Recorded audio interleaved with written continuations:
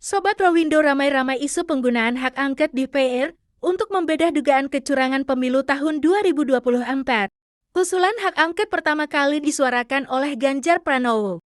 Hak angket adalah hak melaksanakan penyelidikan terhadap suatu undang-undang dan atau kebijakan pemerintah. Pelaksanaan kedua hak tersebut bisa berujung pada hak menyatakan pendapat yang dapat menjadi pintu pemakzulan presiden.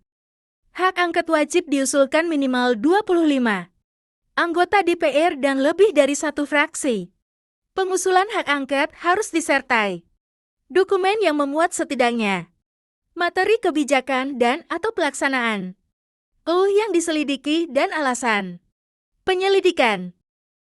Mantan Presiden ke-10 dan 12 RI Yusuf Kala mengatakan pengajuan hak angket DPR RI soal dugaan kecurangan pemilu tahun 2024 bakal menguntungkan semua pihak. Menurut dia, langkah itu bakal membuktikan pada publik soal tudingan apakah kecurangan itu terjadi atau tidak. Menanggapi isu hak angket, Yusril Iza Mahendra mengatakan hak angket DPR hanya berdampak kepada penyelenggara negara, tetapi tidak bisa membatalkan hasil pemilu tahun 2024 khususnya pemilihan presiden yang sedang santer dibahas di mana-mana, ujar dia. Iksan menjelaskan pengajuan hak angket hanya boleh dilakukan anggota DPR berdasarkan kepentingan hukum dan fungsi lembaga legislatif dan tidak boleh dicampur tangani oleh pihak manapun. Mantan Sekjen PKB Lukman Edy menilai usulan hak angket atas dugaan kecurangan Pilpres tahun 2024 merupakan pekerjaan sia-sia. Lukman mengatakan, hak angket tidak dapat mengubah hasil pemilu. Secara konstitusi hak angket itu urusan parpol di DPR, bukan urusan paslon capres-cawapres. Saya bukan orang parpol atau anggota DPR. Kalau Mas Ganjar memang orang parpol, imbuhnya. Mahfud sebelumnya menegaskan tak mau ikut campur soal rencana hak angket yang akan diajukan PDIP usai masa reses awal Maret mendatang di DPR.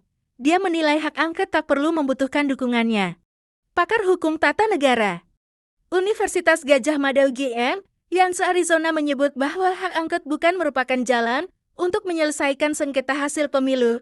Hak angket dugaan kecurangan pemilu itu hanya untuk membuktikan benar tidaknya dugaan tersebut.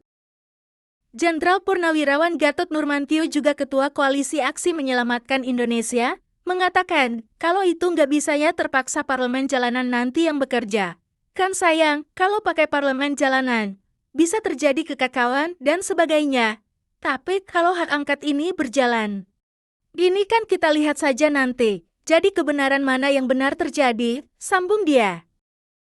Lebih jauh, Ganjar Pranowo menanggapi pernyataan mantan Ketua Mahkamah Konstitusi, Jimli Asidike, yang menilai usulan Ganjar soal hak angket terkait dugaan kecurangan dalam pemilu 2024 hanya gertakan belaka. Ganjar menyatakan hak angket adalah cara terbaik yang dapat dilakukan di tengah kondisi pemilu saat ini, yang menurutnya syarat dugaan kecurangan. Menurut Ganjar, salah satu dugaan kecurangan tersebut adalah rekapitulasi suara dalam satu TPS dapat melebihi jumlah 300 suara.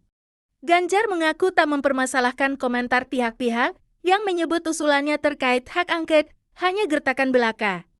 Sobat Rowindo, terima kasih telah menonton. Ikuti update terbaru hanya di Rowindo TV, dikutip dari berbagai sumber.